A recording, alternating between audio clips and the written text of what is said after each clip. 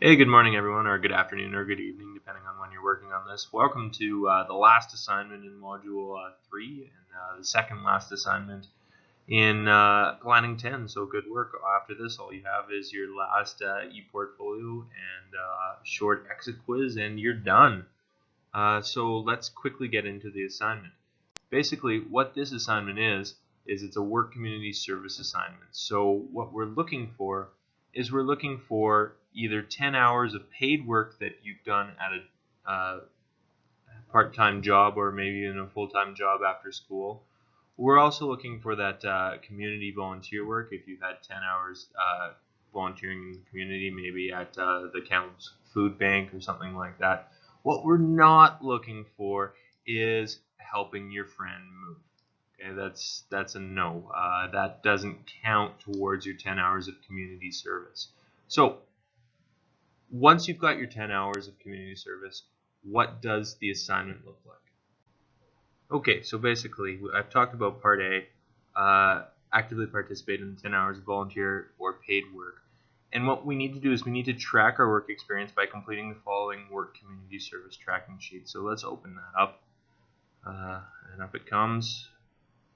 This is our 10 hours of work experience tracking sheet. So date worked, work experience or community service. So what was it? Did you work at as a dishwasher? Were you a barista? Did you work at the local food bank? And then you need to have a description of what you did that particular day and how many hours you worked. So was it 2 or 3 hours after school? What was it? And then the contact person with phone number. So either the boss of your particular workplace or maybe the volunteer coordinator at something like, again, the local food bank or soup kitchen or something like that. And then you need their signature on the end. So you need to fill this out for as many hours as you can. Now, obviously, one full workday is 8 hours. So if you've only got one row filled out and it says 10 hours, the fact that you work 10 hours in one day kind of looks a little bit suspicious. So make sure that you're filling out at least a couple rows. The next thing is Part B. So provide any documents that you have, such as pictures, personal responses, or letters of reference. Also include information about the type of work that you completed for this exercise. Be sure to include the following information. Where did you work your hours?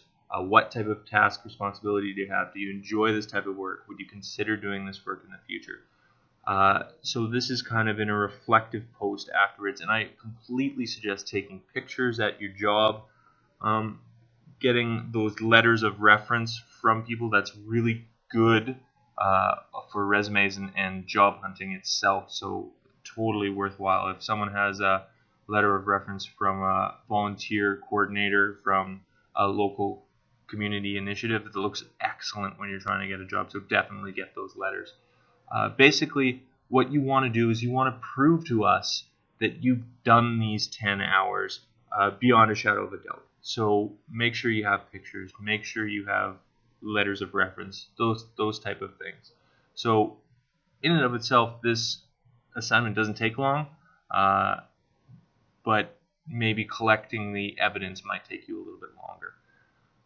And that's pretty much it for the assignment. When you finish that, put it all together, the work community service tracking sheet. You can even add a new page and then put in your reflection here, Part B,